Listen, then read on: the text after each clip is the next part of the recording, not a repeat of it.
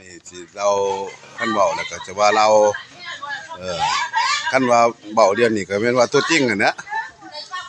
เขาสับโรยเฉพาะแม่นทั้งสัวกับพ่อเถอะเนี่ยฮ้อยบอกใจส่วนลุงสนมันง่ายเลยส่วนของประธานกระโวเพิ่นมันง่ายนะสิเว้าสู่ฟังได้ซีนพูดกับบ่แพงดอกตะกี้พูด1-2 แสนซีนตับบักหัวใจ30มาปึ๊บฮอดนี่แอมเห็นบ่เฒ่าก่อนหมู่ได้เพิ่นเฮ็ดตีว่าบ่เห็นแม่นแม่เฮ็ดตีว่าบ่เห็นวิกลอายุแท้นะแต่แท้เห็นแล้วคันแม่นว่าว่าเป็นมีแท้ก็เราก็ได้บุญนั่นแหละเฮ้ยพอไปใส่ว่าว่าซั่นอย่าให้เรากินใหม่ๆนะไอ้ตับใหม่ๆนี่โอ้ยโดนแล้วบ่ล่ะโอ้ยสิว่านะมาช่วงนึงนำเขาไปต่อรองเมืองพ่อเฒ่าเอ้ยเดี๋ยวนี้พ่อเฒ่ารุ่นอัน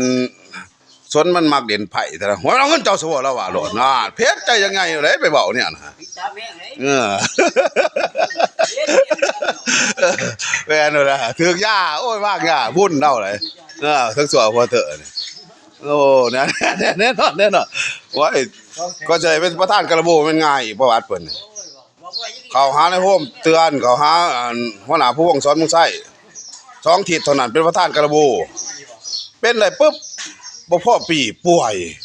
อายุก็น้อยของรักษาก็บ่ดี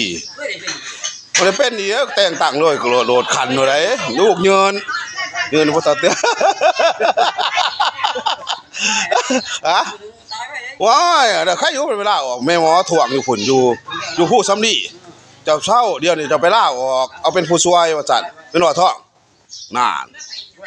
บ่ได้แล้วอายุน้อยของรักษาบ่ดีขอว่าเจ้าให้เพิ่นอยู่ของรักษาหะ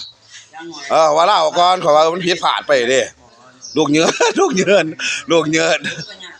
คนเขาเตือนแต่งตั้งปั๊บโดดว่าพวกเส้นปั๊บโดดเป็นจังซั่นเนาะเพื่อนเนาะ